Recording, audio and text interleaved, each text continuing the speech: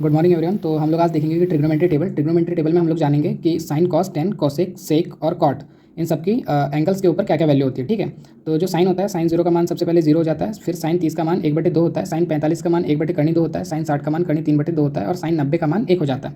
फिर बिल्कुल इसका अपोजिट जो होता है वो कॉस में होता है। तो कॉस में क्या हो जाएगा, कॉस में कॉस 0 का मान जो हो जाएगा वो 1 होगा। फिर 3/2 हो जाएगा और 1/2 होगा। उसके बाद जो हो जाएगा कॉस 60 का मान 1/2 होगा और कॉस 90 का मान जो हो जाएगा वो 0 हो जाएगा। फिर हम लोग जैसे टेन में देखेंगे तो टेन में क्या होता है, साइन अपॉन कॉस होता है। टेन में क्या हो जाता है, टेन जो होता है वो tan tan theta is equal to जो हो जाता है वो हो जाता है sine theta upon cos theta.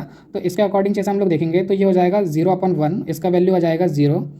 और उसके बाद 10 30 में हम लोग देखेंगे तो 1/2 करनी 3/2, तो 2 से 2 चला जाएगा तो ये हो जाएगा 1/3 हो जाएगा। उसके बाद अपन 45 में आएंगे तो 1/2 और 1/2 जो हो जाएगा कट जाएगा। तो यहाँ पे इसकी 10 45 का मान 1 आ जाएगा। उसके बाद 10 60, तो 10 60 का जो हो जाएगा 2 से 2 चला जाएगा तो 10 60 का जो आ जाएगा 3 आ जाएगा। और 90 का मान जो हो जाएगा ये नॉट डिफाइंड हो जाता है। ठीक है,